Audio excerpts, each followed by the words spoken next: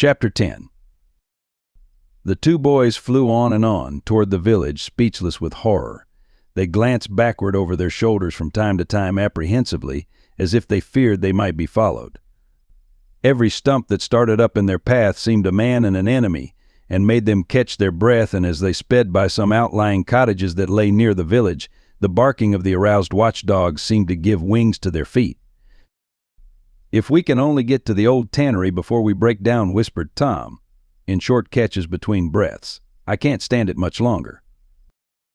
Huckleberry's hard pantings were his only reply, and the boys fixed their eyes on the goal of their hopes and bent to their work to win it. They gained steadily on it, and at last, breast to breast, they burst through the open door and fell grateful and exhausted in the sheltering shadows beyond. By and by their pulses slowed down, and Tom whispered, "Huckleberry, what do you reckon'll come of this?" "If Dr. Robinson dies, I reckon hanging'll come of it." "Do you, though?" "Why, I know it, Tom." Tom thought a while, then he said, "Who'll tell?" "We." "What are you talking about? S'pose something happened and Injun Joe didn't hang. Why, he'd kill us some time or other, just as dead sure as we're a-layin' here." "That's just what I was thinking to myself, Huck. If anybody tells, let Muff Potter do it if he's fool enough. He's generally drunk enough." Tom said nothing, went on thinking. Presently he whispered, "Huck, Muff Potter don't know it." "How can he tell?" "What's the reason he don't know it?" "Because he just got that whack when Injun Joe done it. Do you reckon he could see anything? Do you reckon he knowed anything?" "By hokey, that's so, Tom. And besides, look a-here, maybe that whack done for him." "No, 'tain't likely, Tom. He had liquor in him, I could see that, and besides, he always has. Well, when Pap's full, you might take and belt him over the head with a church, and you couldn't faze him. He says so, his own self. So it's the same with Muff Potter, of course. But if a man was dead sober, I reckon maybe that whack might fetch him, I don't know." After another reflective silence, Tom said, "Hucky, you sure you can keep mum?" "Tom, we got to keep mum. You know that. That Injun devil wouldn't make any more of drowning us than a couple of cats if we was to squeak 'bout this and they didn't hang him. Now, look a-here, Tom, let's take and swear to one another that's what we got to do, swear to keep mum." "I'm agreed. It's the best thing. Would you just hold hands and swear that we—" "Oh, no, that wouldn't do for this. That's good enough for little rubbishy common things, specially with gals, 'cause they go back on you anyway, and blab if they get in a huff, but there orter be writing 'bout a big thing like this. And blood." Tom's whole being applauded this idea. It was deep and dark and awful the hour, the circumstances, the surroundings were in keeping with it. He picked up a clean pine shingle that lay in the moonlight, took a little fragment of red keel out of his pocket, got the moon on his work, and painfully scrawled these lines, emphasizing each slow-down stroke by clamping his tongue between his teeth and letting up the pressure on the upstrokes. "Huck Finn and Tom Sawyer swears they will keep mum about this, and they wish they may drop down dead in their tracks if they ever tell and rot." Huckleberry was filled with admiration of Tom's facility in writing and the sublimity of his language. He at once took a pen from his lapel and was going to prick his flesh, but Tom said, "Hold on. Don't do that. A pen's brass. It might have verdigrease on it." "What's verdigrease?" "It's pea-isen. That's what it is. You just swaller some of it once, you'll see." So Tom unwound the thread from one of his needles, and each boy pricked the ball of his thumb and squeezed out a drop of blood. In time, after many squeezes, Tom managed to sign his initials, using the ball of his little finger for a pen. Then he showed Huckleberry how to make an H and H and a F, and the oath was complete. They buried the shingle close to the wall, with some dismal ceremonies and incantations, and the fetters that bound their tongues were considered to be locked and the key thrown away. A figure crept stealthily through a break in the other end of the ruined building now, but they did not notice it. Tom whispered Huckleberry, "Does this keep us from ever telling always?" "Of course it does. It don't make any difference what happens. We got to keep mum. We'd drop down dead, don't you know that?" "Yes, I reckon that's so." They continued to whisper for some little time. Presently a dog set up a long, lugubrious howl just outside within 10 feet of them. The boys clasped each other suddenly in an agony of fright. "Which of us does he mean?" gasped Huckleberry. "I don't know. Peep through the crack. Quick." "No, you, Tom." I can't do it, Huck." "Please, Tom. There 'tis again." "Oh, Lordy, I'm thankful," whispered Tom. I know his voice. "It's Bull Harbison." If Mr. Harbison owned a slave named Bull, Tom would have spoken of him as Harbison's Bull, but a son or a dog of that name was Bull Harbison. "Oh, that's good, I tell you, Tom. I was most scared to death. I'd have bet anything it was a stray dog." The dog howled again. The boy's heart sank once more. "Oh my, that ain't no Bull Harbison," whispered Huckleberry. "Do, Tom." Tom, quaking with fear, yielded and put his eye to the crack. His whisper was hardly audible when he said, "Oh, Huck, it's a stray dog." "Quick, Tom, quick. Who does he mean?" "Huck, he must mean us both were right together." "Oh, Tom, I reckon we're goners. I reckon there ain't no mistake 'bout where I'll go to. I've been so wicked." "Dad, fetch it. This comes of playing hooky and doing everything a feller's told not to do. I might have been good, like Sid, if I'd have tried, but no, I wouldn't, of course. But if ever I get off this time, I lay I'll just waller in Sunday schools." And Tom began to snuffle a little. "You bad?" and Huckleberry began to snuffle too. "Consound it, Tom Sawyer, you're just old pie, 'longside o' what I am. Oh, Lordy, Lordy, Lordy, I wished I only had half your chance." Tom choked off and whispered, "Look, Hucky, look. He's got his back to us." Hucky looked with joy in his heart. "Well, he has, by jingoes." "Did he before?" "Yes, he did. But I, like a fool, never thought. Oh, this is bully, you know.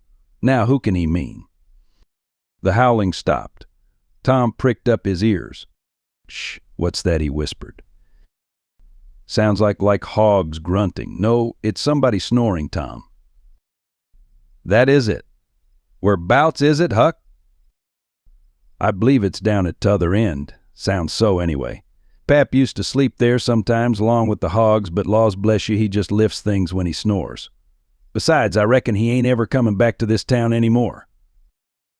The spirit of adventure rose in the boys' souls once more. "Hucky, do you dasn't to go if I lead?" "I don't like too much." "Tom, espose it's Injun Joe." Tom quailed. But presently the temptation rose up strong again, and the boys agreed to try, with the understanding that they would take to their heels if the snoring stopped. So they went tiptoeing stealthily down, the one behind the other. When they had got to within 5 steps of the snorer, Tom stepped on a stick, and it broke with a sharp snap. The man moaned, writhed a little, and his face came into the moonlight. It was Muff Potter. The boys' hearts had stood still, and their hopes too, when the man moved, but their fears passed away now. They tiptoed out through the broken weatherboarding and stopped at a little distance to exchange a parting word. That long, lugubrious howl rose on the night air again. They turned and saw the strange dog standing within a few feet of where Potter was lying and facing Potter with his nose pointing heavenward. "Oh, Jiminy, it's him!" exclaimed both boys in a breath. "Say, Tom, they say a stray dog come howling around Johnny Miller's house 'bout midnight as much as 2 weeks ago, and a whip-poor-will come in and lit on the banisters and sung the very same evening, and there ain't anybody dead there yet." "Well, I know that. And suppose there ain't? Didn't Gracie Miller fall in the kitchen fire and burn herself terrible the very next Saturday?" "Yes, but she ain't dead. And what's more, she's getting better, too." "All right, you wait and see. She's a goner, just as dead sure as Muff Potter's a goner. That's what the niggers say, and they know all about these kind of things, Huck." Then they separated, cogitating. When Tom crept in at his bedroom window, the night was almost spent. He undressed with excessive caution and fell asleep congratulating himself that nobody knew of his escapade. He was not aware that the gently snoring Sid was awake and had been so for an hour. When Tom awoke, Sid was dressed and gone. There was a late look in the light, a late sense in the atmosphere. He was startled. Why had he not been called persecuted till he was up, as usual? The thought filled him with bodings. Within 5 minutes he was dressed and downstairs, feeling sore and drowsy. The family were still at table, but they had finished breakfast. There was no voice of rebuke, but there were averted eyes. There was a silence and an air of solemnity that struck a chill to the culprit's heart. He sat down and tried to seem gay, but it was uphill work. It roused no smile, no response, and he lapsed into silence and let his heart sink down to the depths. After breakfast, his aunt took him aside, and Tom almost brightened in the hope that he was going to be flogged, but it was not so. His aunt wept over him and asked him how he could go and break her old heart, and finally told him to go on and ruin himself and bring her gray hairs with sorrow to the grave, for it was no use for her to try any more. This was worse than 1,000 whippings, and Tom's heart was sorer now than his body. He cried, he pleaded for forgiveness, promised to reform over and over again, and then received his dismissal, feeling that he had won but an imperfect forgiveness and established but a feeble confidence. He left the presence too miserable to even feel revengeful toward Sid, and so the latter's prompt retreat through the back gate was unnecessary. He moped to school gloomy and sad and took his flogging, along with Joe Harper, for playing hooky the day before, with the air of one whose heart was busy with heavier woes and wholly dead to trifles. Then he betook himself to his seat, rested his elbows on his desk and his jaws in his hands, and stared at the wall with the stony stare of suffering that has reached the limit and can no further go. His elbow was pressing against some hard substance. After a long time he slowly and sadly changed his position and took up this object with a sigh. It was in a paper. He unrolled it. A long, lingering, colossal sigh followed, and his heart broke. It was his brass andiron knob. This final feather broke the camel's back. Chapter 11. Close upon the hour of noon, the whole village was suddenly electrified with the ghastly news. No need of the as yet undreamed of telegraph. The tale flew from man to man, from group to group, from house to house, with little less than telegraphic speed. Of course, the schoolmaster gave holiday for that afternoon. The town would have thought strangely of him if he had not. A gory knife had been found close to the murdered man, and it had been recognized by somebody as belonging to Muff Potter, so the story ran. And it was said that a belated citizen had come upon Potter washing himself in the branch about 1 or 2 o'clock in the morning, and that Potter had at once sneaked off suspicious circumstances, especially the washing, which was not a habit with Potter. It was also said that the town had been ransacked for this murderer. The public are not slow in the matter of sifting evidence and arriving at a verdict, but that he could not be found. Horsemen had departed down all the roads in every direction, and the sheriff was confident that he would be captured before night. All the town was drifting toward the graveyard. Tom's heartbreak vanished, and he joined the procession, not because he would not 1,000 times rather go anywhere else, but because an awful, unaccountable fascination drew him on. Arrived at the dreadful place, he wormed his small body through the crowd and saw the dismal spectacle. It seemed to him an age since he was there before. Somebody pinched his arm. He turned, and his eyes met Huckleberry's. Then both looked elsewhere at once and wondered if anybody had noticed anything in their mutual glance. But everybody was talking and intent upon the grisly spectacle before them. Poor fellow, poor young fellow, this ought to be a lesson to grave robbers. Muff Potter'll hang for this if they catch him. This was the drift of remark, and the minister said, "It was a judgment. His hand is here." Now Tom shivered from head to heel, for his eye fell upon the stolid face of Injun Joe. At this moment the crowd began to sway and struggle, and voices shouted, "It's him! It's him! He's coming himself!" Who? Who from 20 voices? Muff Potter. Hallo, he stopped. Look out, he's turning. Don't let him get away. People in the branches of the trees over Tom's head said he wasn't trying to get away, he only looked doubtful and perplexed. Infernal impudence, said a bystander, wanted to come and take a quiet look at his work. I reckon didn't expect any company. The crowd fell apart now, and the sheriff came through, ostentatiously leading Potter by the arm. The poor fellow's face was haggard, and his eyes showed the fear that was upon him. When he stood before the murdered man, he shook as with a palsy, and he put his face in his hands and burst into tears. "I didn't do it, friends," he sobbed. "'Pon my word and honor, I never done it." "Who's accused you?" shouted a voice. This shot seemed to carry home. Potter lifted his face and looked around him with a pathetic hopelessness in his eyes. He saw Injun Joe and exclaimed, "Oh, Injun Joe, you promised me you'd never. Is that your knife?" And it was thrust before him by the sheriff. Potter would have fallen if they had not caught him and eased him to the ground. Then he said, "Something told me, T, if I didn't come back and get." He shuddered, then waved his nerveless hand with a vanquished gesture and said, "Tell him, Joe, tell him it ain't a use anymore." Then Huckleberry and Tom stood dumb and staring, and heard the stony-hearted liar reel off his serene statement, they expecting every moment that the clear sky would deliver God's lightnings upon his head, and wondering to see how long the stroke was delayed. And when he had finished and still stood alive and whole, their wavering impulse to break their oath and save the poor betrayed prisoner's life faded and vanished away, for plainly this miscreant had sold himself to Satan, and it would be fatal to meddle with the property of such a power as that. "Why didn't you leave? What did you want to come here for?" somebody said. I couldn't help it," Potter moaned. "I wanted to run away, but I couldn't seem to come anywhere but here," and he fell to sobbing again. Injun Joe repeated his statement, just as calmly, a few minutes afterward on the inquest under oath, and the boys, seeing that the lightnings were still withheld, were confirmed in their belief that Joe had sold himself to the devil. He was now become, to them, the most balefully interesting object they had ever looked upon, and they could not take their fascinated eyes from his face. They inwardly resolved to watch him nights, when opportunity should offer, in the hope of getting a glimpse of his dread master. Injun Joe helped to raise the body of the murdered man and put it in a wagon for removal, and it was whispered through the shuddering crowd that the wound bled a little. The boys thought that this happy circumstance would turn suspicion in the right direction, but they were disappointed, for more than one villager remarked, "It was within 3 feet of Muff Potter when it done it."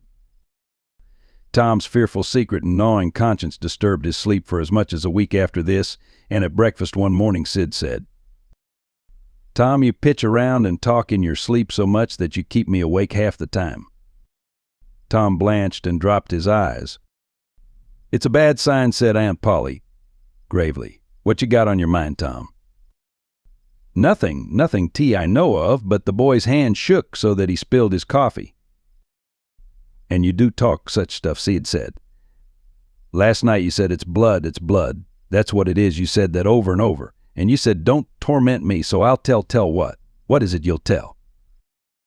Everything was swimming before Tom. There is no telling what might have happened now, but luckily the concern passed out of Aunt Polly's face, and she came to Tom's relief without knowing it. She said, "Show. It's that dreadful murder. I dream about it most every night myself. Sometimes I dream it's me that done it." Mary said she had been affected much the same way. Sid seemed satisfied. Tom got out of the presence as quick as he plausibly could, and after that he complained of toothache for a week, and tied up his jaws every night.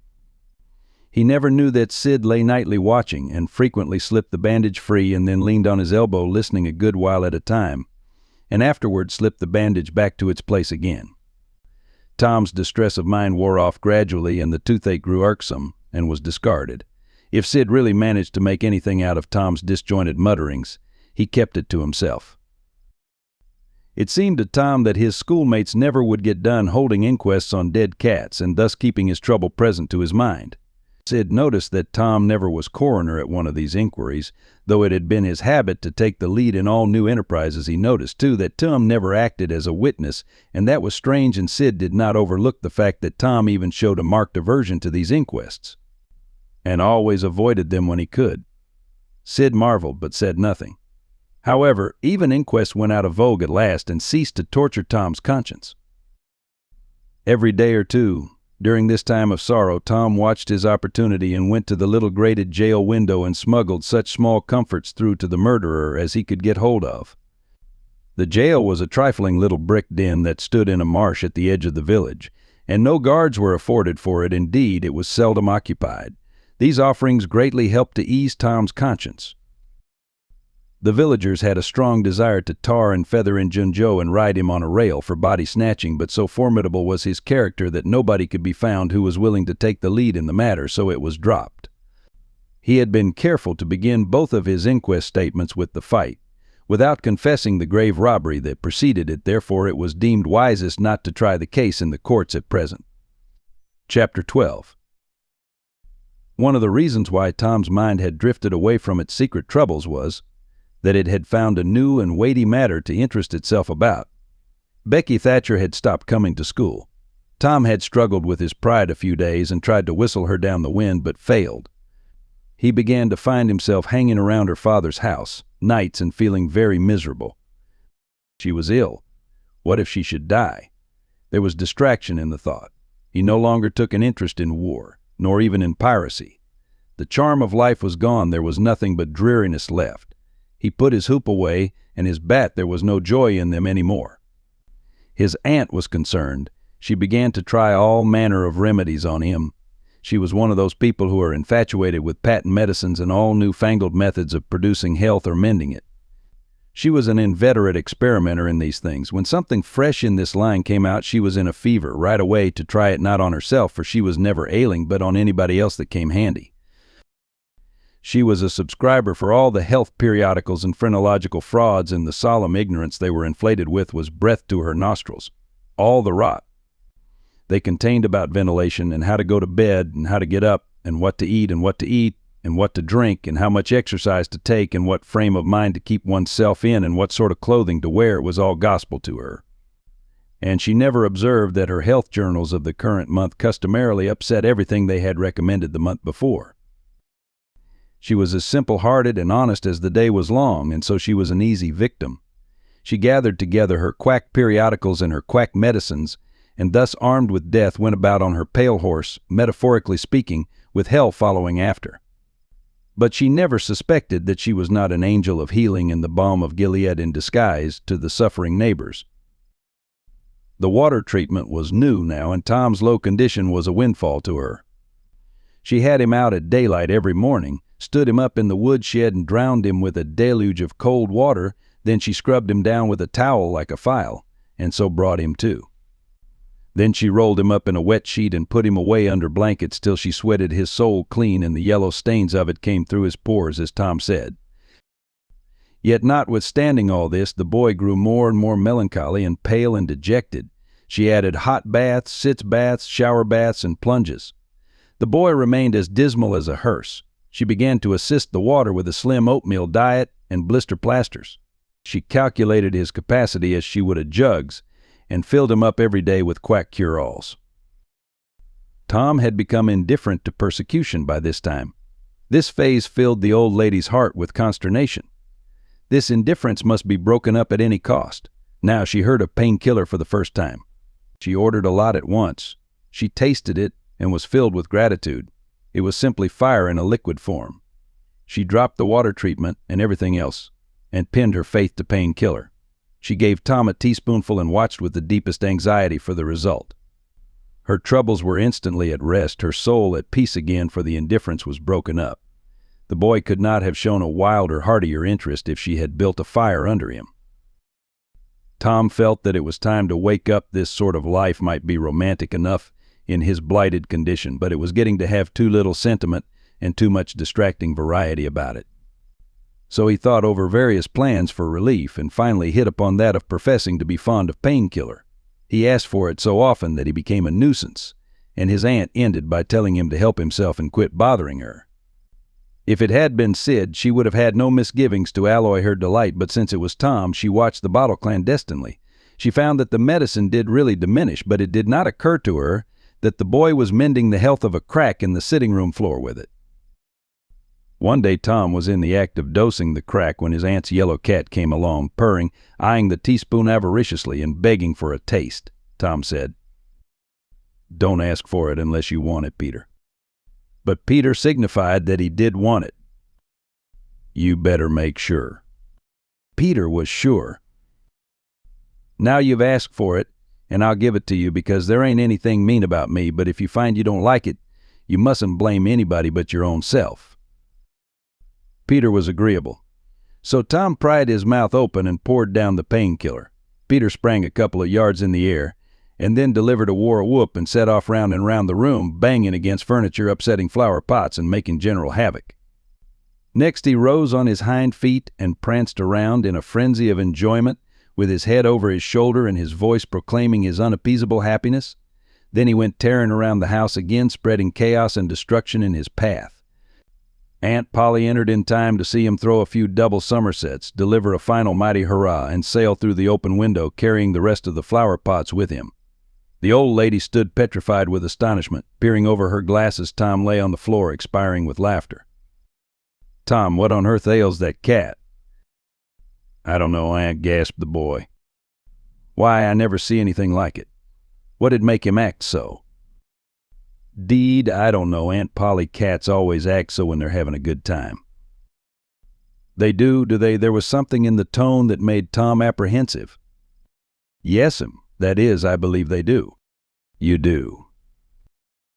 "Yes'm." The old lady was bending down, Tom watching, with interest emphasized by anxiety. Too late he divined her drift. The handle of the telltale teaspoon was visible under the bed valance. Aunt Polly took it, held it up. Tom winced and dropped his eyes. Aunt Polly raised him by the usual handle his ear and cracked his head soundly with her thimble. "Now, sir, what did you want to treat that poor dumb beast so for?" "I done it out of pity for him because he hadn't any aunt." "Hadn't any aunt? You numbskull. What has that got to do with it?" "Heaps. Because if he'd had one, she'd have burnt him out herself. She'd have roasted his bowels out of him without any more feeling than if he was a human." Aunt Polly felt a sudden pang of remorse. This was putting the thing in a new light. What was cruelty to a cat might be cruelty to a boy, too. She began to soften. She felt sorry.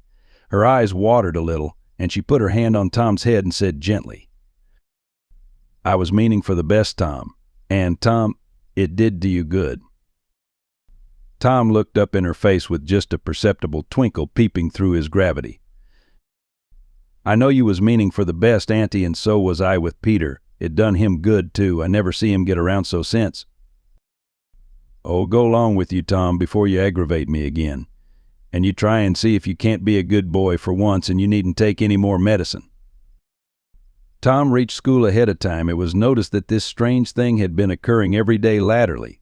And now, as usual of late, he hung about the gate of the schoolyard instead of playing with his comrades. He was sick, he said, and he looked it. He tried to seem to be looking everywhere, but whither he really was looking down the road. Presently Jeff Thatcher hove in sight, and Tom's face lighted. He gazed a moment, and then turned sorrowfully away. When Jeff arrived, Tom accosted him and led up warily to opportunities for remark about Becky, but the giddy lad never could see the bait.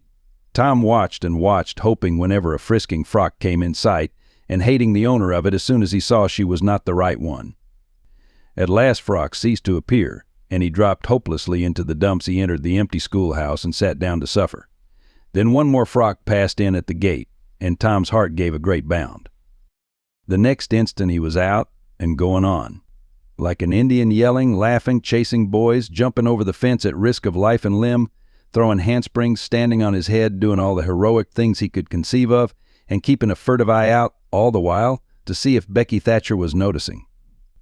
But she seemed to be unconscious of it all. She never looked. Could it be possible that she was not aware that he was there? He carried his exploits to her immediate vicinity, came whooping around, snatched a boy's cap, hurled it to the roof of the schoolhouse, broke through a group of boys, tumbling them in every direction, and fell sprawling himself under Becky's nose, almost upsetting her, and she turned, with her nose in the air, and he heard her say MF.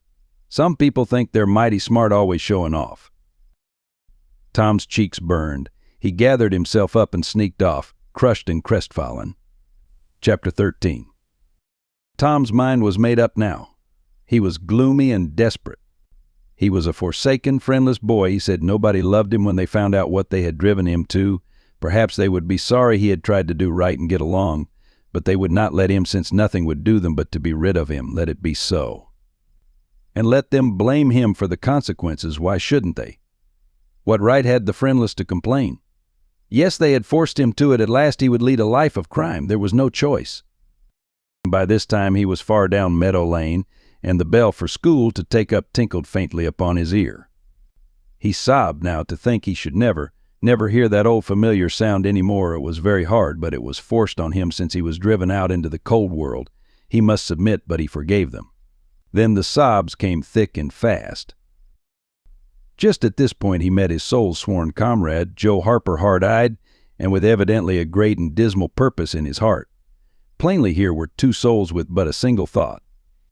Tom, wiping his eyes with his sleeve, began to blubber out something about a resolution to escape from hard usage and lack of sympathy at home by roaming abroad into the great world never to return, and ended by hoping that Joe would not forget him.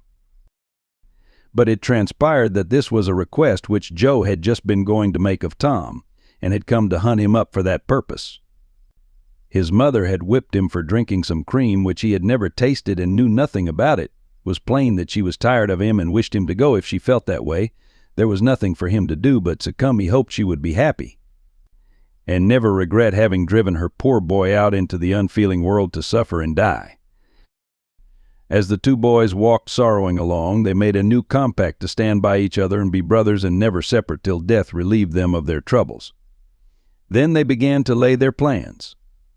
Joe was for being a hermit and living on crusts in a remote cave and dying some time of cold and want and grief, but after listening to Tom, he conceded that there were some conspicuous advantages about a life of crime, and so he consented to be a pirate. 3 miles below St. Petersburg, at a point where the Mississippi River was a trifle over a mile wide, there was a long, narrow, wooded island with a shallow bar at the head of it, and this offered well as a rendezvous. It was not inhabited. It lay far over toward the further shore, abreast a dense and almost wholly unpeopled forest. So Jackson's Island was chosen. Who were to be the subjects of their piracies was a matter that did not occur to them. Then they hunted up Huckleberry Finn, and he joined them promptly, for all careers were one to him. He was indifferent. They presently separated to meet at a lonely spot on the riverbank 2 miles above the village at the favorite hour, which was midnight. There was a small log raft there which they meant to capture. Each would bring hooks and lines and such provision as he could steal in the most dark and mysterious way as became outlaws. And before the afternoon was done, they had all managed to enjoy the sweet glory of spreading the fact that pretty soon the town would hear something. All who got this vague hint were cautioned to be mum and wait. About midnight Tom arrived with a boiled ham and a few trifles and stopped in a dense undergrowth on a small bluff overlooking the meeting place. It was starlight and very still. The mighty river lay like an ocean at rest. Tom listened a moment, but no sound disturbed the quiet. Then he gave a low, distinct whistle. It was answered from under the bluff. Tom whistled twice more. These signals were answered in the same way. Then a guarded voice said, "Who goes there?" "Why, Tom Sawyer, the Black Avenger of the Spanish Main." "Name your names." Huck Finn, the Red-Handed, and Joe Harper, the Terror of the Seas. Tom had furnished these titles from his favorite literature. "'Tis well. Give the countersign." 2 hoarse whispers delivered the same awful words simultaneously to the brooding night. "Blood." Then Tom tumbled his ham over the bluff and let himself down after it, tearing both skin and clothes to some extent in the effort.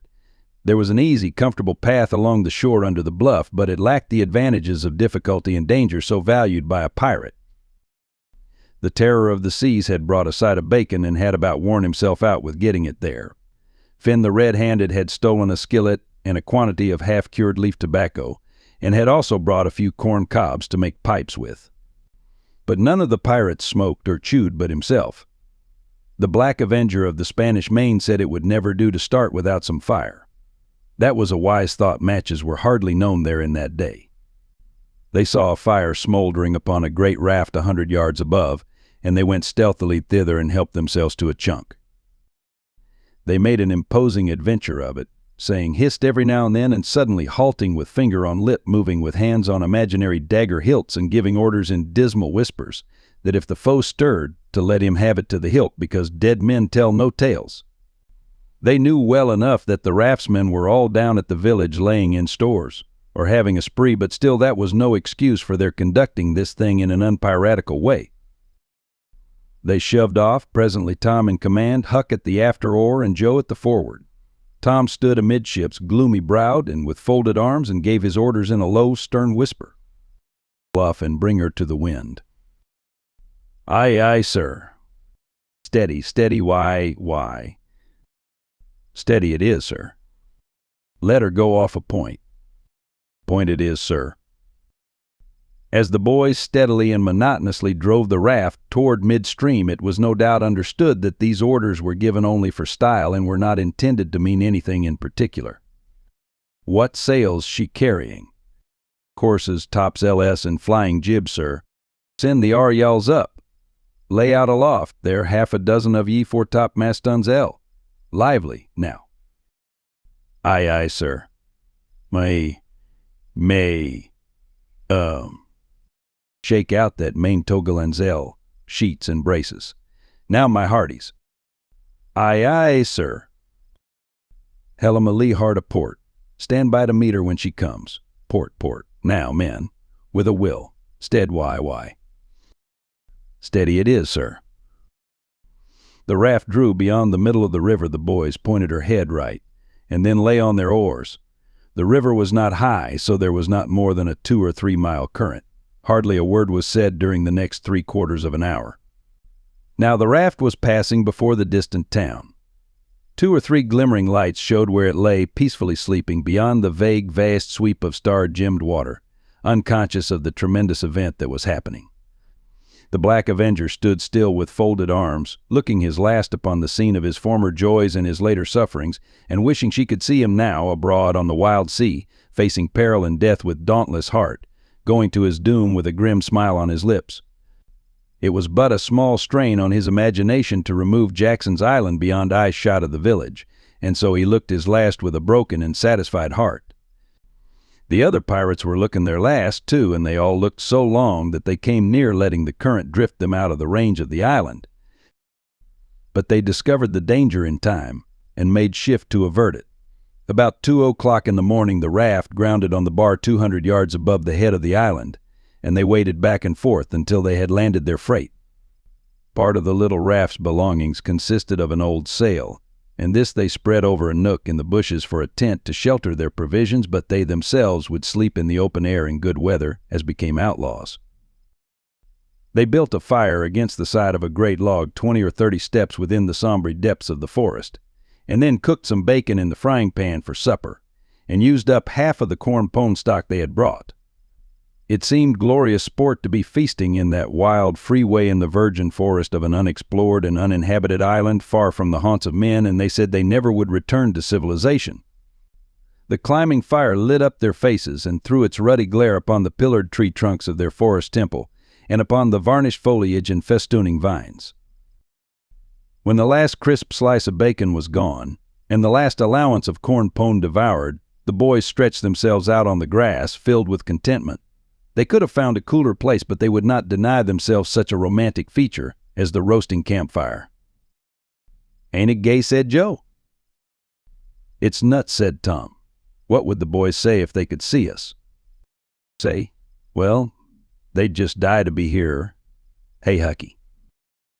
"I reckon so," said Huckleberry. "Anyways, I'm suited. I don't want nothing better in this. I don't ever get enough to eat, gin ally, and here they can't come and pick at a feller and bullyrag him so." "It's just the life for me," said Tom. "You don't have to get up mornings, and you don't have to go to school and wash and all that blame foolishness. You see, a pirate don't have to do anything, Joe, when he's ashore, but a hermit he has to be praying considerable, and then he don't have any fun anyway, all by himself that way." "Oh, yes, that's so," said Joe, "but I hadn't thought much about it, you know. I'd a good deal rather be a pirate, now that I've tried it." "You see," said Tom, "people don't go much on hermits nowadays like they used to in old times, but a pirate's always respected. And a hermit's got to sleep on the hardest place he can find, and put sackcloth and ashes on his head, and stand out in the rain, and—" "What does he put sackcloth and ashes on his head for?" inquired Huck. "I don't know, but they've got to do it. Hermits always do. You'd have to do that if you was a hermit." "Derned if I would," said Huck. "Well, what would you do?" "Well, I don't know, but I wouldn't do that." "Why, Huck, you'd have to. How'd you get around it?" "Why, I just wouldn't stand it. I'd run away." "Run away? Well, you would be a nice old slouch of a hermit. You'd be a disgrace." The red-handed made no response, being better employed. He had finished gouging out a cob, and now he fitted a weed stem to it, loaded it with tobacco, and was pressing a coal to the charge and blowing a cloud of fragrant smoke. He was in the full bloom of luxurious contentment. The other pirates envied him this majestic vice, and secretly resolved to acquire it shortly. Presently Huck said, "What does pirates have to do?" Tom said, "Eat that." "Oh, they have just a bully time take ships and burn them, and get the money and bury it in awful places in their island where there's ghosts and things to watch it, and kill everybody in the ships, make Ian walk a plank." "And they carry the women to the island," said Joe. "They don't kill the women." "No," assented Tom, "they don't kill the women, they're too noble. And the women's always beautiful, too." "And don't they wear the bulliest clothes?" "Oh, no. All gold and silver and diamond," said Joe with enthusiasm. Who said Huck? Why, the pirates." Huck scanned his own clothing forlornly. "I reckon I ain't dressed fittin' for a pirate," said he, with a regretful pathos in his voice, "but I ain't got none but these." But the other boys told him the fine clothes would come fast enough after they should have begun their adventures. They made him understand that his poor rags would do to begin with, though it was customary for wealthy pirates to start with a proper wardrobe. Gradually their talk died out, and drowsiness began to steal upon the eyelids of the little waifs. The pipe dropped from the fingers of the red-handed, and he slept the sleep of the conscience-free and the weary. The terror of the seas and the black avenger of the Spanish Main had more difficulty in getting to sleep. They said their prayers inwardly, and lying down, since there was nobody there with authority to make them kneel and recite aloud. In truth, they had a mind not to say them at all, but they were afraid to proceed to such lengths as that, lest they might call down a sudden and special thunderbolt from heaven. Then at once they reached and hovered upon the imminent verge of sleep, but an intruder came. Now that would not down, it was conscience. They began to feel a vague fear that they had been doing wrong to run away, and next they thought of the stolen meat, and then the real torture came. They tried to argue it away by reminding conscience that they had purloined sweetmeats and apples scores of times, but conscience was not to be appeased by such thin plausibilities. It seemed to them, in the end, that there was no getting around the stubborn fact that taking sweetmeats was only hooking, while taking bacon and hams and such valuables was plain simple stealing, and there was a command against that in the Bible. So they inwardly resolved that so long as they remained in the business, their piracy should not again be sullied with the crime of stealing. Then conscience granted a truce, and these curiously inconsistent pirates fell peacefully to sleep. Chapter 14. When Tom awoke in the morning, he wondered where he was. He sat up and rubbed his eyes and looked around. Then he comprehended. It was the cool gray dawn, and there was a delicious sense of repose and peace in the deep pervading calm and silence of the woods. Not a leaf stirred, not a sound obtruded upon great nature's meditation. Beaded dewdrops stood upon the leaves and grasses. A white layer of ashes covered the fire, and a thin blue breath of smoke rose straight into the air. Joe and Huck still slept. Now, far away in the woods, a bird called, another answered. Presently the hammering of a woodpecker was heard.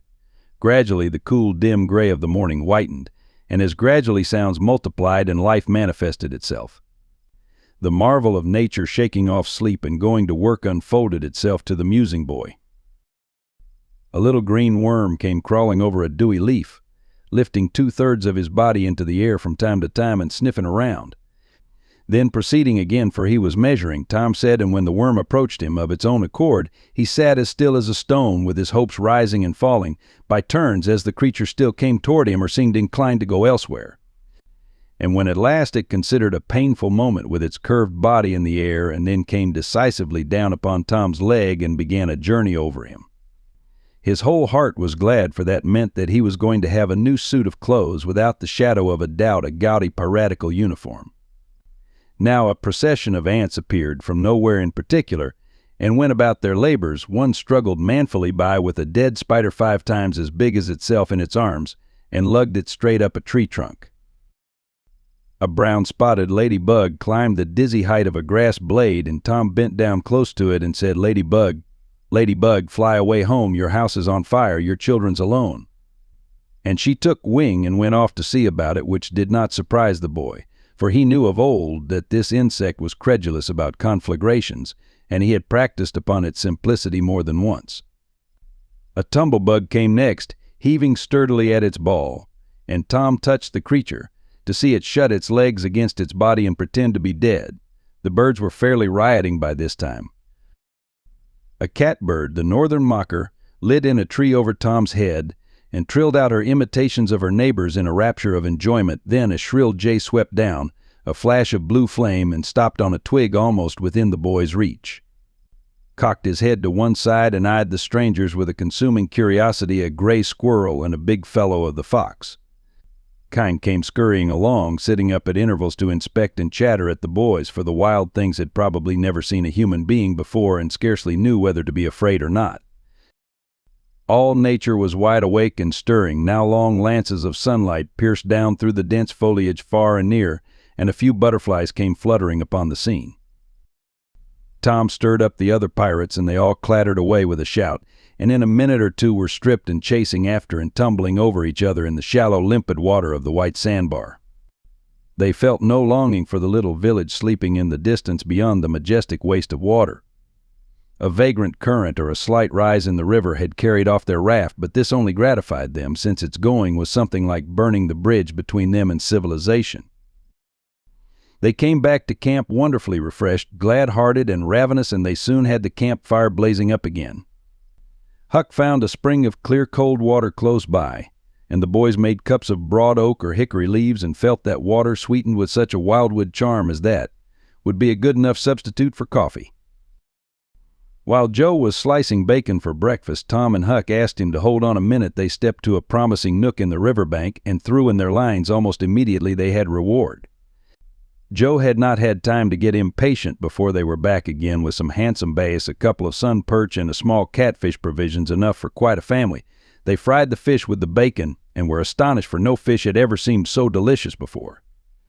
They did not know that the quicker a fresh-water fish is on the fire after he is caught, the better he is, and they reflected little upon what a sauce open-air sleeping, open-air exercise, bathing, and a large ingredient of hunger make too. They lay around in the shade after breakfast while Huck had a smoke, and then went off through the woods on an exploring expedition. They tramped gaily along, over decaying logs, through tangled underbrush, among solemn monarchs of the forest, hung from their crowns to the ground with a drooping regalia of grape vines. Now and then they came upon snug nooks carpeted with grass and jeweled with flowers. They found plenty of things to be delighted with, but nothing to be astonished at. They discovered that the island was about 3 miles long and 1/4 of a mile wide, and that the shore it lay closest to was only separated from it by a narrow channel hardly 200 yards wide. They took a swim about every hour, so it was close upon the middle of the afternoon when they got back to camp. They were too hungry to stop to fish, but they fared sumptuously upon cold ham, and then threw themselves down in the shade to talk. But the talk soon began to drag and then died. The stillness, the solemnity that brooded in the woods, and the sense of loneliness began to tell upon the spirits of the boys. They fell to thinking. A sort of undefined longing crept upon them. This took dim shape. Presently it was budding homesickness. Even Finn the red-handed was dreaming of his doorsteps and empty hogsheads. But they were all ashamed of their weakness, and none was brave enough to speak his thought. For some time now the boys had been dully conscious of a peculiar sound in the distance, just as one sometimes is of the ticking of a clock which he takes no distinct note of. But now this mysterious sound became more pronounced and forced a recognition. The boys started, glanced at each other, and then each assumed a listening attitude. There was a long silence, profound and unbroken. Then a deep, sullen boom came floating down out of the distance. "What is it?" exclaimed Joe under his breath. "I wonder," said Tom in a whisper. "'Tain't thunder," said Huckleberry in an awed tone, "because thunder." "Hark," said Tom. "Listen, don't talk." They waited a time that seemed an age, and then the same muffled boom troubled the solemn hush. "Let's go and see." They sprang to their feet and hurried to the shore toward the town. They parted the bushes on the bank and peered out over the water. The little steam ferry boat was about a mile below the village, drifting with the current. Her broad deck seemed crowded with people. There were a great many skiffs rowing about or floating with the stream in the neighborhood of the ferry boat, but the boys could not determine what the men in them were doing. Presently a great jet of white smoke burst from the ferryboat's side, and as it expanded and rose in a lazy cloud, That same dull throb of sound was borne to the listeners again. "I know now," exclaimed Tom, "somebody's drownded." "That's it," said Huck. "They done that last summer when Bill Turner got drownded. They shoot a cannon over the water, and that makes him come up to the top. Yes, and they take loaves of bread and put quicksilver in 'em and set 'em afloat, and wherever there's anybody that's drownded, they'll float right there and stop." "Yes, I've heard about that," said Joe. "I wonder what makes the bread do that." "Oh, it ain't the bread so much," said Tom. "I reckon it's mostly what they say over it before they start it out." "But they don't say anything over it," said Huck. "I've seen 'em and they don't." "Well, that's funny," said Tom. "But maybe they say it to themselves. Of course they do. Anybody might know that." The other boys agreed that there was reason in what Tom said, because an ignorant lump of bread, uninstructed by an incantation, could not be expected to act very intelligently when set upon an errand of such gravity. "By jings, I wish I was over there now," said Joe. "I do too," said Huck. "I'd give heaps to know who it is." The boys still listened and watched. Presently a revealing thought flashed through Tom's mind, and he exclaimed, "Boys, I know who's drownded. It's us." They felt like heroes in an instant. Here was a gorgeous triumph. They were missed, they were mourned, hearts were breaking on their account, tears were being shed, accusing memories of unkindness to these poor lost lads were rising up, and unavailing regrets and remorse were being indulged, and best of all, the departed were the talk of the whole town and the envy of all the boys, as far as this dazzling notoriety was concerned. This was fine. It was worthwhile to be a pirate, after all. As twilight drew on, the ferry boat went back to her accustomed business and the skiffs disappeared. The pirates returned to camp.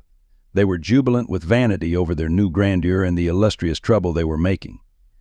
They caught fish, cooked supper, and ate it, and then fell to guessing at what the village was thinking and saying about them, and the pictures they drew of the public distress on their account were gratifying to look upon from their point of view. But when the shadows of night closed them in, they gradually ceased to talk and sat gazing into the fire, with their minds evidently wandering elsewhere. The excitement was gone now, and Tom and Joe could not keep back thoughts of certain persons at home who were not enjoying this fine frolic as much as they were. Misgivings came, they grew troubled and unhappy, a sigh or two escaped unawares. By and by Joe timidly ventured upon a roundabout feeler as to how the others might look upon a return to civilization. Not right now, but Tom withered him with derision. Huck, being uncommitted as yet, joined in with Tom, and the waverer quickly explained and was glad to get out of the scrape with as little taint of chicken-hearted homesickness clinging to his garments as he could. Mutiny was effectually laid to rest for the moment. As the night deepened, Huck began to nod, and presently to snore. Joe followed next. Tom lay upon his elbow motionless for some time, watching the two intently. At last he got up cautiously on his knees and went searching among the grass and the flickering reflections flung by the campfire. He picked up and inspected several large semi-cylinders of the thin white bark of a sycamore, and finally chose two which seemed to suit him. Then he knelt by the fire and painfully wrote something upon each of these with his red keel. One he rolled up and put in his jacket pocket, and the other he put in Joe's hat and removed it to a little distance from the owner. And he also put into the hat certain schoolboy treasures of almost inestimable value, among them a lump of chalk, an India rubber ball, 3 fish hooks, and one of that kind of marbles known as a sure-enough crystal. Then he tiptoed his way cautiously among the trees till he felt that he was out of hearing, and straightway broke into a keen run in the direction of the sandbar. Chapter 15.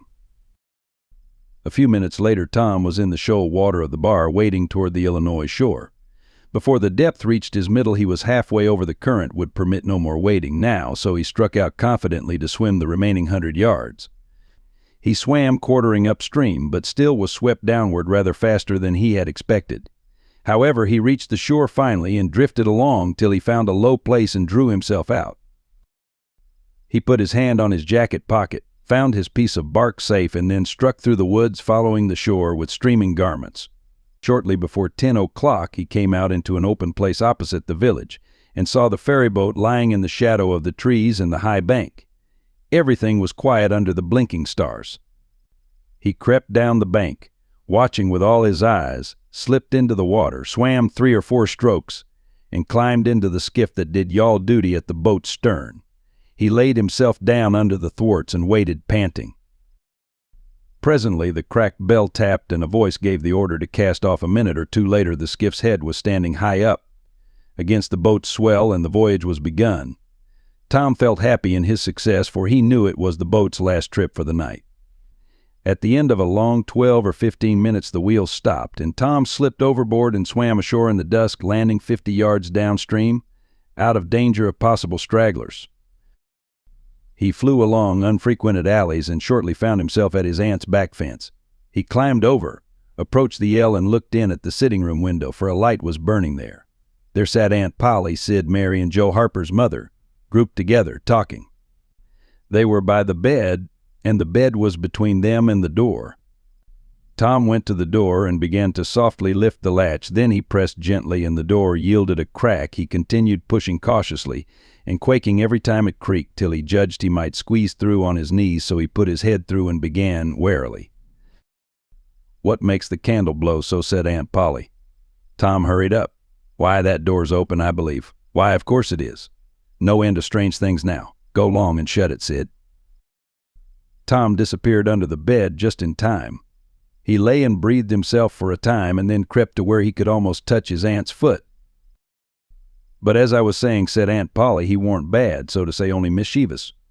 Only just giddy and harum-scarum, you know. He warn't any more responsible than a colt. He never meant any harm, and he was the best-hearted boy that ever was," and she began to cry. "It was just so with my Joe, always full of his devilment, and up to every kind of mischief, but he was just as unselfish and kind as he could be, and laws bless me, to think I went and whipped him for taking that cream, never once recollecting that I throwed it out myself because it was sour. And I never to see him again in this world, never, never, never, never." Poor abused boy, and Mrs. Harper sobbed as if her heart would break. "I hope Tom's better off where he is," said Sid, "but if he'd been better in some ways." Sid Tom felt the glare of the old lady's eye, though he could not see it. "Not a word against my Tom now that he's gone. God'll take care of him, never you trouble yourself, sir." "Oh, Mrs. Harper, I don't know how to give him up.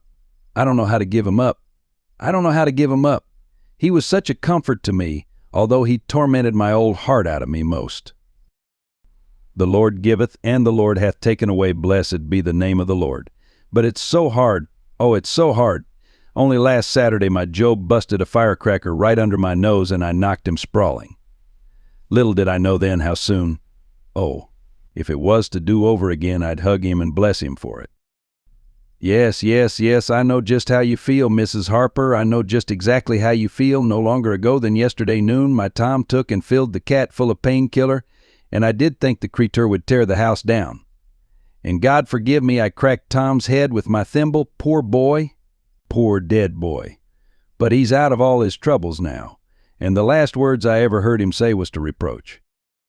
But this memory was too much for the old lady, and she broke entirely down. Tom was snuffling now himself, and more in pity of himself than anybody else. He could hear Mary crying and putting in a kindly word for him from time to time. He began to have a nobler opinion of himself than ever before. Still, he was sufficiently touched by his aunt's grief to long to rush out from under the bed and overwhelm her with joy, and the theatrical gorgeousness of the thing appealed strongly to his nature, too, but he resisted and lay still. He went on listening, and gathered by odds and ends that it was conjectured at first that the boys had got drowned while taking a swim, then the small raft had been missed next.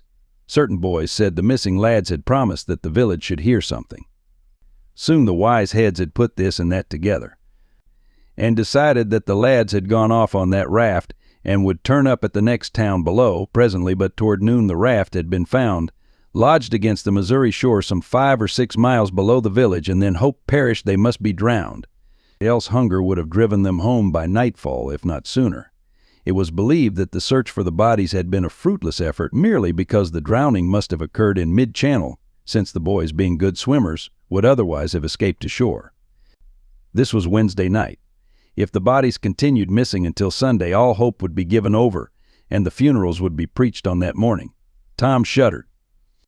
Mrs. Harper gave a sobbing good night and turned to go.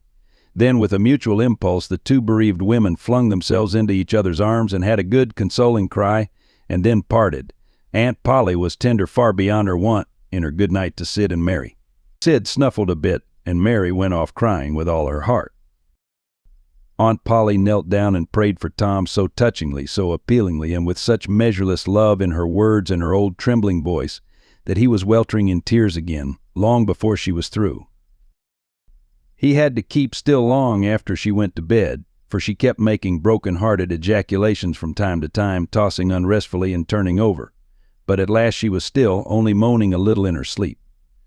Now the boy stole out, rose gradually by the bedside, shaded the candle light with his hand, and stood regarding her. His heart was full of pity for her. He took out his sycamore scroll and placed it by the candle. But something occurred to him, and he lingered considering. His face lighted with a happy solution of his thought. He put the bark hastily in his pocket. Then he bent over and kissed the faded lips, and straightway made his stealthy exit, latching the door behind him. He threaded his way back to the ferry landing, found nobody at large there, and walked boldly on board the boat, for he knew she was tenantless except that there was a watchman, who always turned in and slept like a graven image. He untied the skiff at the stern, slipped into it, and was soon rowing cautiously upstream. When he had pulled a mile above the village, he started quartering across and bent himself stoutly to his work. He hit the landing on the other side neatly, for this was a familiar bit of work to him. He was moved to capture the skiff, arguing that it might be considered a ship and therefore legitimate prey for a pirate, but he knew a thorough search would be made for it, and that might end in revelations. So he stepped ashore and entered the woods. He sat down and took a long rest, torturing himself meanwhile to keep awake, and then started warily down the home stretch. The night was far spent. It was broad daylight before he found himself fairly abreast the island bar. He rested again until the sun was well up and gilding the great river with its splendor, and then he plunged into the stream. A little later he paused, dripping, upon the threshold of the camp, and heard Joe say, "No, Tom's true blue, Huck, and he'll come back. He won't desert. He knows that would be a disgrace to a pirate. And Tom's too proud for that sort of thing. He's up to something or other. Now I wonder what." "Well, the things is ours anyway, ain't they?"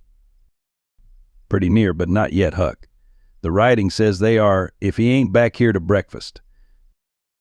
"Which he is," exclaimed Tom with fine dramatic effect, stepping grandly into camp. A sumptuous breakfast of bacon and fish was shortly provided, and as the boys set to work upon it, Tom recounted and adorned his adventures. They were a vain and boastful company of heroes when the tale was done. Then Tom hid himself away in a shady nook to sleep till noon, and the other pirates got ready to fish and explore. Chapter 16. After dinner, all the gang turned out to hunt for turtle eggs on the bar. They went about poking sticks into the sand, and when they found a soft place, they went down on their knees and dug with their hands. Sometimes they would take 50 or 60 eggs out of one hole. They were perfectly round white things, a trifle smaller than an English walnut. They had a famous fried egg feast that night, and another on Friday morning. After breakfast, they went whooping and prancing out on the bar, and chased each other round and round, shedding clothes as they went, until they were naked, and then continued the frolic far away up the shoal water of the bar, against the stiff current, which latter tripped their legs from under them from time to time and greatly increased the fun. And now and then they stooped in a group and splashed water in each other's faces with their palms, gradually approaching each other with averted faces to avoid the strangling sprays, and finally gripping and struggling till the best man ducked his neighbor. And then they all went under in a tangle of white legs and arms and came up blowing, sputtering, laughing, and gasping for breath at one and the same time. When they were well exhausted, they would run out and sprawl on the dry, hot sand and lie there and cover themselves up with it, and by break for the water again and go through the original performance once more. Finally, it occurred to them that their naked skin represented flesh-colored tights very fairly, so they drew a ring in the sand and had a circus with 3 clowns in it, for none would yield this proudest post to his neighbor. Next, they got their marbles and played knucks and ring-taw and keeps till that amusement grew stale. Then Joe and Huck had another swim, but Tom would not venture, because he found that in kicking off his trousers he had kicked his string of rattlesnake rattles off his ankle, and he wondered how he had escaped cramp so long without the protection of this mysterious charm. He did not venture again until he had found it, and by that time the other boys were tired and ready to rest. They gradually wandered apart, dropped into the dumps, and fell to gazing longingly across the wide river to where the village lay drowsing in the sun. Tom found himself riding Becky in the sand with his big toe. He scratched it out and was angry with himself for his weakness. But he rode it again. Nevertheless, he could not help it. He erased it once more and then took himself out of temptation by driving the other boys together and joining them. But Joe's spirits had gone down almost beyond resurrection. He was so homesick that he could hardly endure the misery of it. The tears lay very near the surface. Huck was melancholy too. Tom was downhearted, but tried hard not to show it. He had a secret which he was not ready to tell yet, but if this mutinous depression was not broken up soon, he would have to bring it out, he said with a great show of cheerfulness. I bet there's been pirates on this island before, boys. We'll explore it again. They've hid treasures here somewhere. How'd you feel to light on a rotten chest full of gold and silver hay? But it roused only faint enthusiasm, which faded out with no reply. Tom tried one or two other seductions, but they failed too. It was discouraging work. Joe sat poking up the sand with a stick and looking very gloomy. Finally, he said, "Oh, boys, let's give it up. I want to go home. It's so lonesome." "Oh, no, Joe, you'll feel better by and by," said Tom. "Just think of the fishing that's here." "I don't care for fishing. I want to go home." "But, Joe, there ain't such another swimming place anywhere." "Swimming's no good. I don't seem to care for it, somehow, when there ain't anybody to say I shan't go in. I mean to go home." "Oh, shucks, baby, you want to see your mother, I reckon." "Yes, I do want to see my mother, and you would too, if you had one. I ain't any more baby than you are," and Joe snuffled a little. "Well, we'll let the crybaby go home to his mother, won't we, Huck? Poor thing, does it want to see its mother. And so it shall. You like it here, don't you, Huck? We'll stay, won't we?" Huck said, "Why, yes," without any heart in it. "I'll never speak to you again as long as I live," said Joe, rising there now, and he moved moodily away and began to dress himself. "Who cares?" said Tom. "Nobody wants you to. Go along home and get laughed at. Oh, you're a nice pirate. Huck and me ain't crybabies. We'll stay, won't we, Huck? Let him go if he wants to. I reckon we can get along without him, pass." But Tom was uneasy, nevertheless, and was alarmed to see Joe go sullenly on with his dressing. And then it was discomforting to see Huck eyeing Joe's preparations so wistfully and keeping up such an ominous silence. Presently, without a parting word, Joe began to wade off toward the Illinois shore. Tom's heart began to sink. He glanced at Huck. Huck could not bear the look and dropped his eyes. Then he said, "I want to go too, Tom. It was getting so lonesome anyway, and now it'll be worse. Let's us go too, Tom." "I won't. You can all go if you want to. I mean to stay." "Tom, I better go." "Well, go long. Who's hindering you?" Huck began to pick up his scattered clothes. He said, "Tom, I wished you'd come too. Now you think it over. We'll wait for you when we get to shore." "Well, you'll wait a blame long time, that's all." Huck started sorrowfully away, and Tom stood looking after him, with a strong desire tugging at his heart to yield his pride and go along too. He hoped the boys would stop, but they still waded slowly on.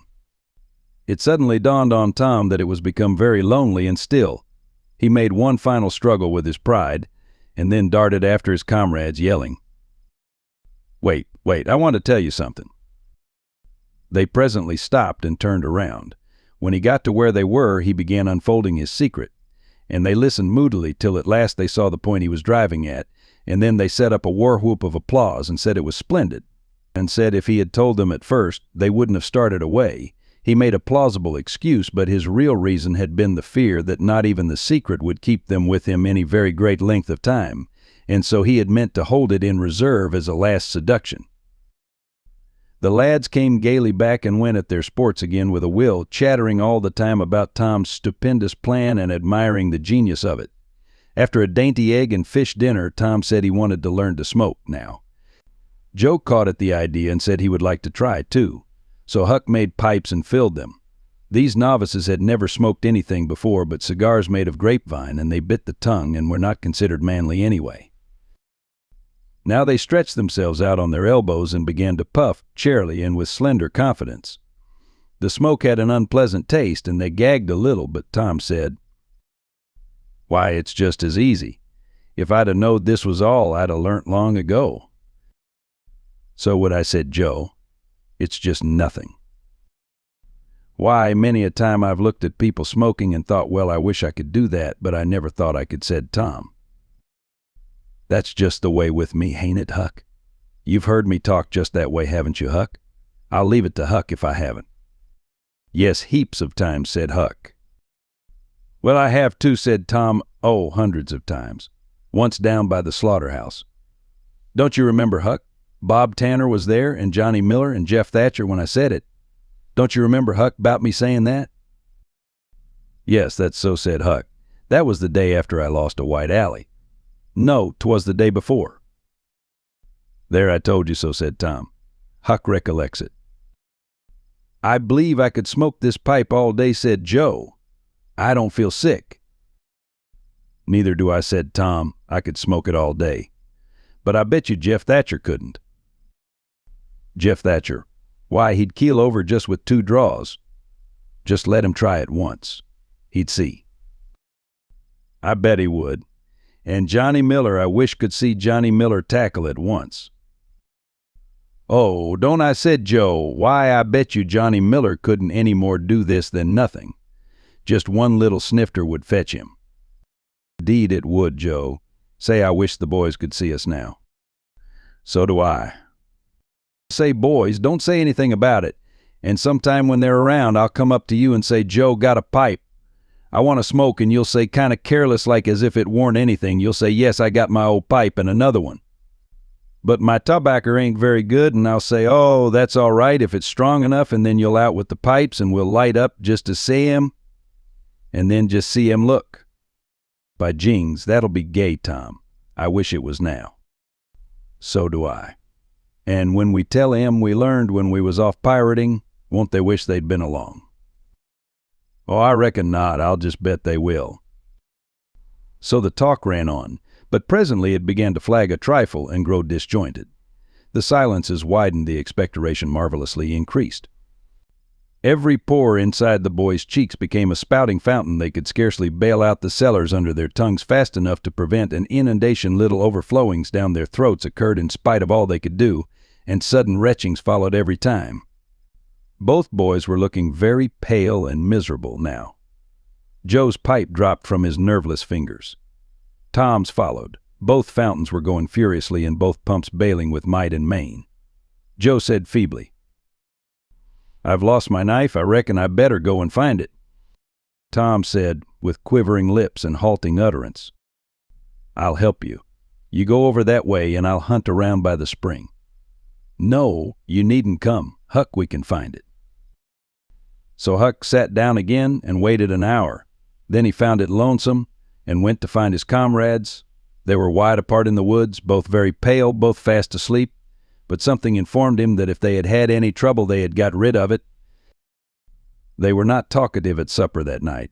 They had a humble look, and when Huck prepared his pipe after the meal and was going to prepare theirs, they said no, they were not feeling very well. Something they ate at dinner had disagreed with them. About midnight Joe awoke and called the boys.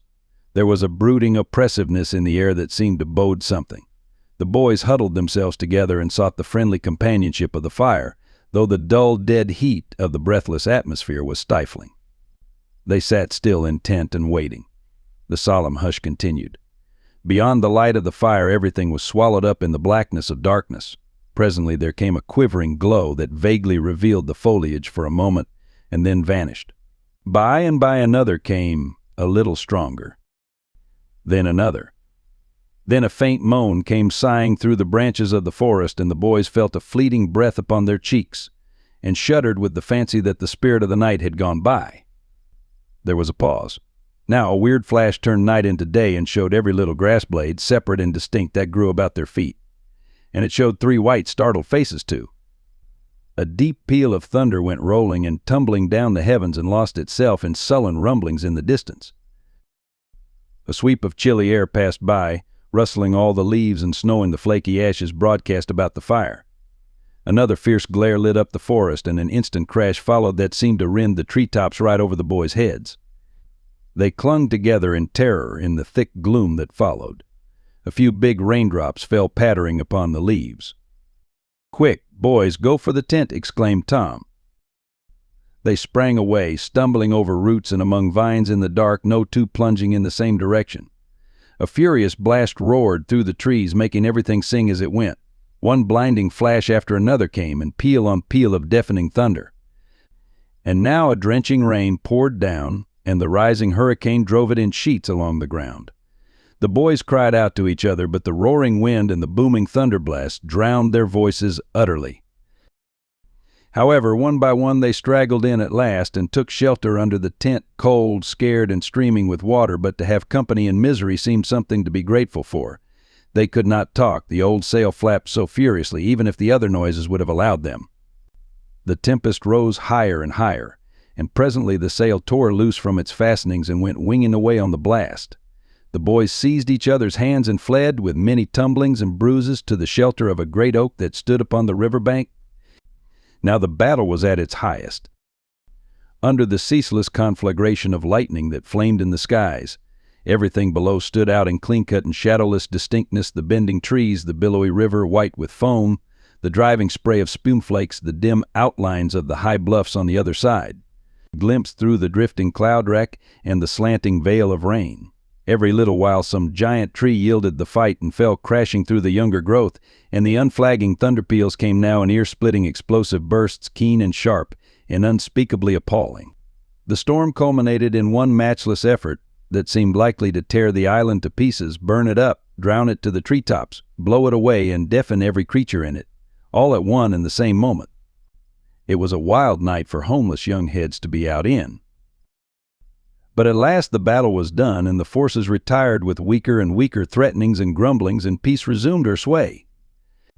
The boys went back to camp, a good deal awed, but they found there was still something to be thankful for, because the great sycamore, the shelter of their beds, was a ruin now, blasted by the lightnings, and they were not under it when the catastrophe happened. Everything in camp was drenched, the campfire as well, for they were but heedless lads, like their generation, and had made no provision against rain. Here was matter for dismay, for they were soaked through and chilled.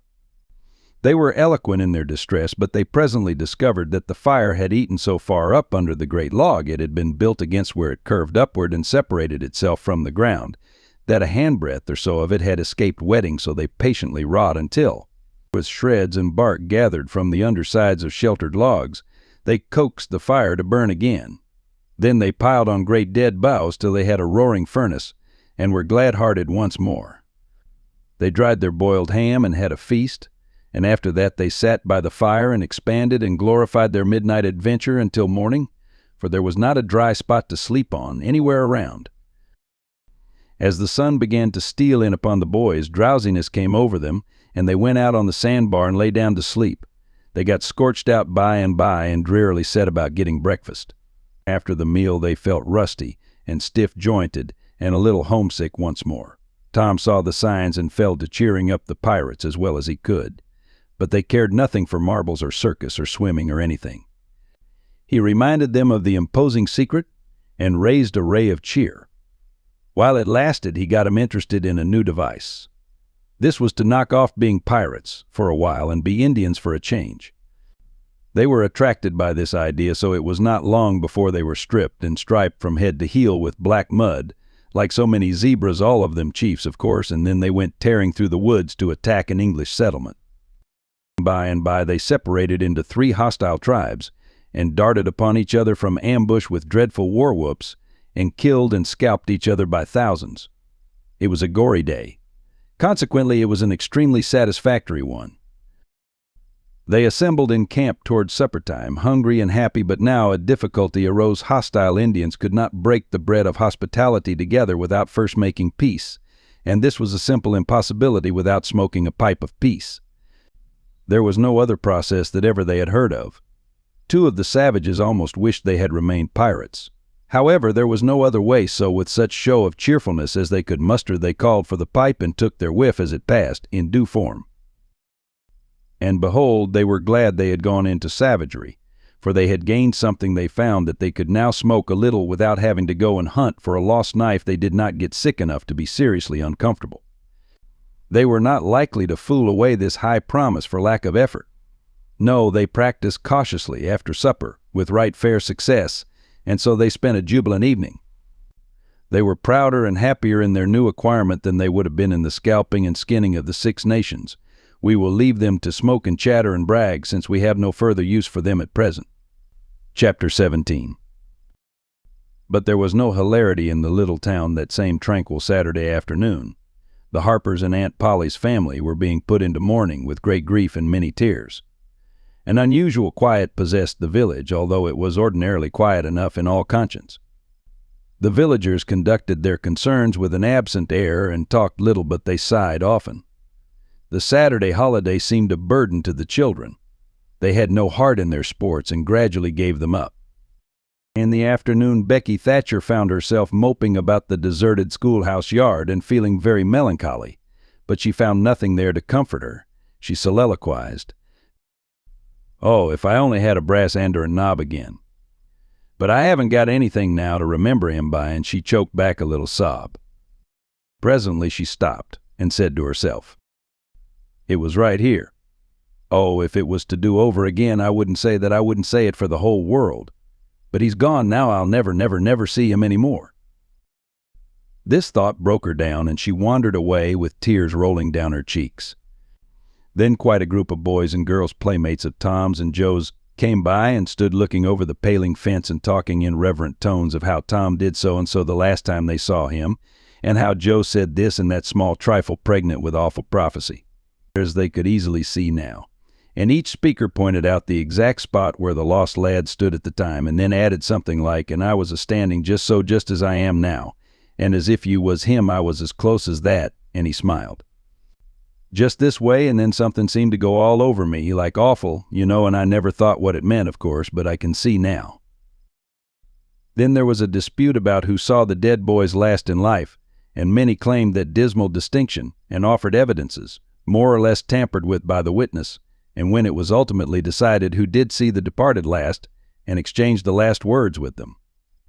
The lucky parties took upon themselves a sort of sacred importance, and were gaped at and envied by all the rest. One poor chap, who had no other grandeur to offer, said with tolerably manifest pride in the remembrance, "Well, Tom Sawyer, he licked me once." But that bid for glory was a failure. Most of the boys could say that, and so that cheapened the distinction too much. The group loitered away, still recalling memories of the lost heroes, in awed voices. When the Sunday school hour was finished, the next morning the bell began to toll, instead of ringing in the usual way. It was a very still Sabbath, and the mournful sound seemed in keeping with the musing hush that lay upon nature. The villagers began to gather, loitering a moment in the vestibule to converse in whispers about the sad event. But there was no whispering in the house, only the funereal rustling of dresses as the women gathered to their seats disturbed the silence there. None could remember when the little church had been so full before. There was finally a waiting pause, an expectant dumbness, and then Aunt Polly entered, followed by Sid and Mary, and they by the Harper family, all in deep black, and the whole congregation, the old minister as well, rose reverently and stood until the mourners were seated in the front pew. There was another communing silence, broken at intervals by muffled sobs, and then the minister spread his hands abroad and prayed. A moving hymn was sung, and the text followed, "I am the resurrection and the life." As the service proceeded, the clergyman drew such pictures of the graces, the winning ways, and the rare promise of the lost lads that every soul there, thinking he recognized these pictures, felt a pang in remembering that he had persistently blinded himself to them always before, and had as persistently seen only faults and flaws in the poor boys. The minister related many a touching incident in the lives of the departed, too, which illustrated their sweet, generous natures, and the people could easily see now how noble and beautiful those episodes were, and remembered with grief that at the time they occurred they had seemed rank rascalities, well deserving of the cowhide. The congregation became more and more moved as the pathetic tale went on, till at last the whole company broke down and joined the weeping mourners in a chorus of anguished sobs, the preacher himself giving way to his feelings and crying in the pulpit, There was a rustle in the gallery, which nobody noticed a moment later. The church door creaked. The minister raised his streaming eyes above his handkerchief and stood transfixed. First one and then another pair of eyes followed the minister's, and then almost with one impulse the congregation rose and stared while the three dead boys came marching up the aisle, Tom in the lead, Joe next, and Huck, a ruin of drooping rags, sneaking sheepishly in the rear. They had been hid in the unused gallery listening to their own funeral sermon. Aunt Polly, Mary, and the Harpers threw themselves upon their restored ones, smothered them with kisses and poured out thanksgivings, while poor Huck stood abashed and uncomfortable, not knowing exactly what to do or where to hide from so many unwelcoming eyes. He wavered and started to slink away, but Tom seized him and said, "Aunt Polly, it ain't fair. Somebody's got to be glad to see Huck." "And so they shall. I'm glad to see him, poor motherless thing, and the loving attentions Aunt Polly lavished upon him were the one thing capable of making him more uncomfortable than he was before." Suddenly the minister shouted at the top of his voice, "Praise God, from whom all blessings flow, sing, and put your hearts in it." And they did. Old Hundred swelled up with a triumphant burst, and while it shook the rafters, Tom Sawyer, the pirate, looked around upon the envying juveniles about him and confessed in his heart that this was the proudest moment of his life. As the souled congregation trooped out, they said they would almost be willing to be made ridiculous again to hear Old Hundred sung like that once more. Tom got more cuffs and kisses that day, according to Aunt Polly's varying moods, than he had earned before in a year, and he hardly knew which expressed the most gratefulness to God and affection for himself. Chapter 18. That was Tom's great secret, the scheme to return home with his brother pirates and attend their own funerals. They had paddled over to the Missouri shore on a log. At dusk on Saturday, landing 5 or 6 miles below the village, they had slept in the woods at the edge of the town till nearly daylight, and had then crept through back lanes and alleys and finished their sleep in the gallery of the church among a chaos of invalided benches. At breakfast Monday morning, Aunt Polly and Mary were very loving to Tom and very attentive to his wants. There was an unusual amount of talk. In the course of it, Aunt Polly said, "Well, I don't say it wasn't a fine joke, Tom, to keep everybody suffering most a week so you boys had a good time, but it is a pity you could be so hard-hearted as to let me suffer so. If you could come over on a log to go to your funeral. You could have come over and give me a hint some way that you weren't dead but only run off." "Yes, you could have done that," Tom said, "Mary, and I believe you would if you had thought of it." "Would you, Tom?" said Aunt Polly, her face lighting wistfully. "Say now, would you if you'd thought of it?" Well, I don't know. 'Twould have spoiled everything." "Tom, I hoped you loved me that much," said Aunt Polly, with a grieved tone that discomforted the boy. "It would have been something if you'd cared enough to think of it, even if you didn't do it."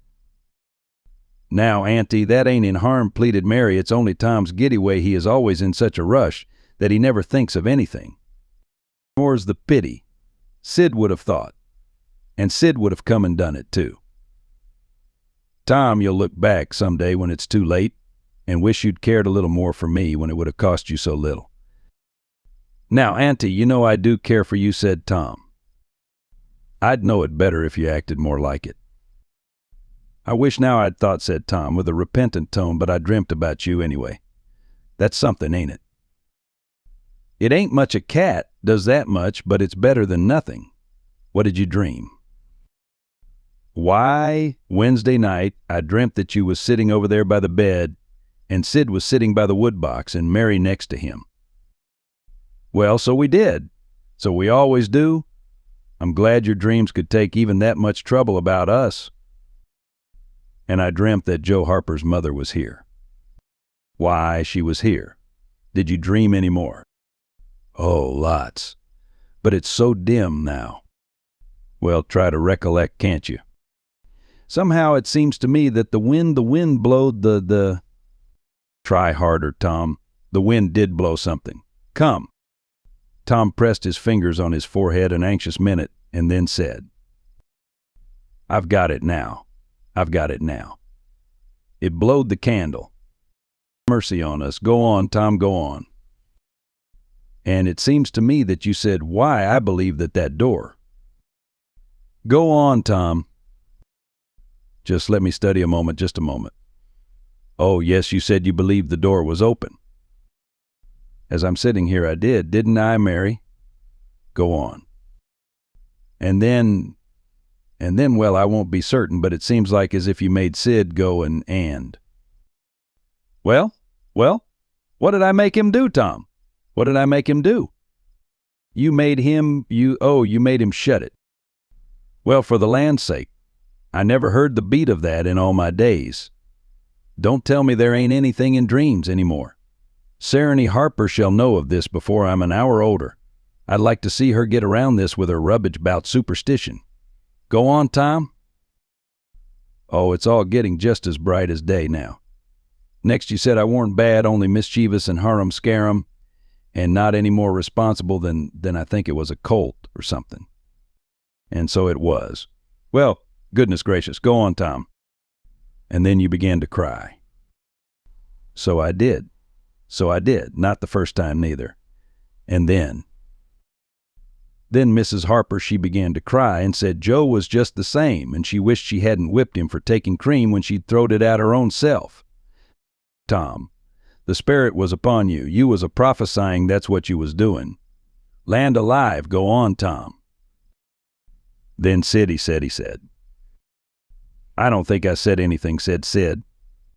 Yes, you did, Sid said Mary. Shut your heads and let Tom go on. What did he say, Tom? He said he hoped I was better off where I was gone to, but if I'd been better sometimes. There, do you hear that? It was his very words. And you shut him up sharp. I lay I did. There must have been an angel there. There was an angel there somewheres. And Mrs. Harper told about Joe scaring her with a firecracker. And you told about Peter and the painkiller. Just as true as I live. And then there was a whole lot of talk about dragging the river for us and about having the funeral Sunday, and then you and old Miss Harper hugged and cried and she went. It happened just so. As sure as I'm a-sitting in these very tracks. Tom, you couldn't told it more like if you'd a-seen it. And then what? Go on, Tom. Then I thought you prayed for me and I could see you and hear every word you said. And you went to bed, and I was so sorry that I took and wrote on a piece of sycamore bark, "We ain't dead, we are only off being pirates," and put it on the table by the candle, and then you looked so good, laying there asleep, that I thought I went and leaned over and kissed you on the lips. Did you, Tom, did you? I just forgive you everything for that, and she seized the boy in a crushing embrace that made him feel like the guiltiest of villains. It was very kind, even though it was only a dream, Sid soliloquized just audibly. Shut up, Sid. A body does just the same in a dream as he'd do if he was awake. Here's a big Milam apple I've been saving for you, Tom. If you was ever found again, now go long to school. I'm thankful to the good God and Father of us all I've got you back. That's long-suffering and merciful to them that believe on him and keep his word, though goodness knows I'm unworthy of it, but if only the worthy ones got his blessings and had his hand to help them over the rough places. There's few enough would smile here or ever enter into his rest when the long night comes. Go long, Sid, Mary. Tom, take yourselves off. You've hindered me long enough. The children left for school, and the old lady to call on Mrs. Harper and vanquish her realism with Tom's marvelous dream. Sid had better judgment than to utter the thought that was in his mind as he left the house. It was this pretty thin as long a dream as that, without any mistakes in it. What a hero Tom was become now. He did not go skipping and prancing, but moved with a dignified swagger as became a pirate who felt that the public eye was on him. And indeed it was he tried not to seem to see the looks or hear the remarks as he passed along, but they were food and drink to him. Smaller boys than himself flocked at his heels, as proud to be seen with him and tolerated by him as if he had been the drummer at the head of a procession or the elephant leading a menagerie into town. Boys of his own size pretended not to know he had been away at all, but they were consuming with envy. Nevertheless, they would have given anything to have that swarthy sun-tanned skin of his, and his glittering notoriety, and Tom would not have parted with either for a circus. At school the children made so much of him and of Joe and delivered such eloquent admiration from their eyes that the two heroes were not long in becoming insufferably stuck up. They began to tell their adventures to hungry listeners, but they only began it was not a thing likely to have an end, with imaginations like theirs to furnish material, And finally, when they got out their pipes and went serenely puffing around, the very summit of glory was reached. Tom decided that he could be independent of Becky Thatcher now. Glory was sufficient. He would live for glory. Now that he was distinguished, maybe she would be wanting to make up, well, let her she should see that he could be as indifferent as some other people. Presently she arrived.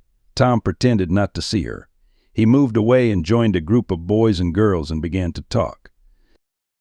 Soon he observed that she was tripping gaily back and forth with flushed face and dancing eyes, pretending to be busy chasing schoolmates, and screaming with laughter when she made a capture, but he noticed that she always made her captures in his vicinity, and that she seemed to cast a conscious eye in his direction at such times too.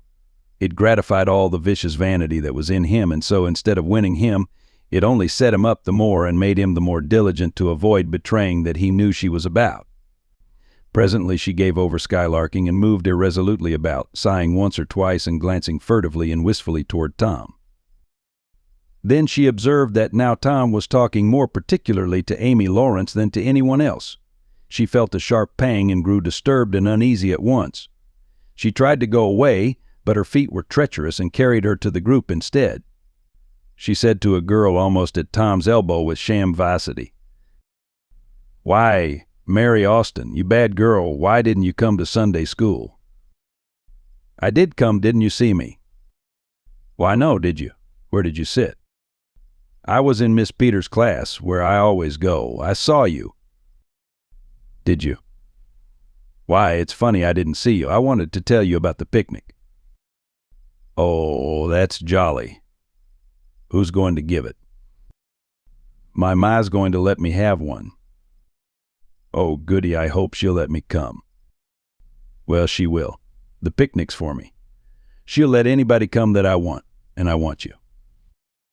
"That's ever so nice. When is it going to be?" "By and by. Maybe about vacation." "Oh, won't it be fun? You're going to have all the girls and boys?" "Yes, every one that's friends to me or wants to be," and she glanced ever so furtively at Tom, but he talked right along to Amy Lawrence about the terrible storm on the island, and how the lightning tore the great sycamore tree all to flinders while he was standing within 3 feet of it. "Oh, may I come?" said Grace Miller. "Yes." "And me," said Sally Rogers. "Yes." "And me, too," said Susie Harper. "And Joe." "Yes." And so on with clapping of joyful hands till all the group had begged for invitations but Tom and Amy. Then Tom turned coolly away, still talking, and took Amy with him. Becky's lips trembled and the tears came to her eyes. She hid these signs with a forced gaiety and went on chattering, but the life had gone out of the picnic now, and out of the picnic now, and out of everything else. She got away as soon as she could and hid herself and had what her sex call a good cry. Then she sat moody with wounded pride till the bell rang. She roused up now with a vindictive cast in her eye and gave her plaited tails a shake and said she knew what she'd do. At recess, Tom continued his flirtation with Amy with jubilant self-satisfaction, and he kept drifting about to find Becky and lacerate her with the performance. At last he spied her, but there was a sudden falling of his mercury. She was sitting cosily on a little bench behind the schoolhouse looking at a picture book with Alfred Temple, and so absorbed were they, and their heads so close together over the book, that they did not seem to be conscious of anything in the world besides. Jealousy ran red-hot through Tom's veins. He began to hate himself for throwing away the chance Becky had offered for a reconciliation. He called himself a fool, and all the hard names he could think of. He wanted to cry with vexation. Amy chatted happily along as they walked, for her heart was singing, but Tom's tongue had lost its function. He did not hear what Amy was saying, and whenever she paused expectantly he could only stammer an awkward assent, which was as often misplaced as otherwise. He kept drifting to the rear of the schoolhouse, again and again, to sear his eyeballs with the hateful spectacle there. He could not help it, and it maddened him to see, as he thought he saw, that Becky Thatcher never once suspected that he was even in the land of the living. But she did see, nevertheless, and she knew she was winning her fight, too, and was glad to see him suffer as she had suffered. Amy's happy prattle became intolerable. Tom hinted at things he had to attend to, things that must be done, and time was fleeting. But in vain the girl chirped on. Tom thought, "Oh, hang her, ain't I ever going to get rid of her?" At last he must be attending to those things, and she said artlessly that she would be around when school let out, and he hastened away, hating her for it. Any other boy, Tom thought, grating his teeth.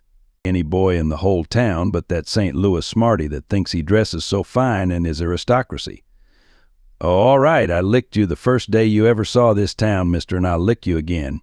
You just wait till I catch you out. I'll just take and he went through the motions of thrashing an imaginary boy, pummeling the air and kicking and gouging. Oh, you do you? You holler enough, do you? Now then, let that learn you. And so the imaginary flogging was finished to his satisfaction. Tom fled home at noon. His conscience could not endure any more of Amy's grateful happiness, and his jealousy could bear no more of the other distress. Becky resumed her picture inspections with Alfred, but as the minutes dragged along and no Tom came to suffer, her triumph began to cloud, and she lost interest. Gravity and absent-mindedness followed, and then melancholy. 2 or 3 times she pricked up her ear at a footstep. But it was a false hope no Tom came. At last she grew entirely miserable and wished she hadn't carried it so far. When poor Alfred, seeing that he was losing her, he did not know how, kept exclaiming, "Oh, here's a jolly one. Look at this." She lost patience at last and said, "Oh, don't bother me. I don't care for them," and burst into tears and got up and walked away. Alfred dropped alongside and was going to try to comfort her, but she said, "Go away and leave me alone, can't you? I hate you." So the boy halted, wondering what he could have done, for she had said she would look at pictures all through the nooning, and she walked on, crying. Then Alfred went musing into the deserted schoolhouse. He was humiliated and angry.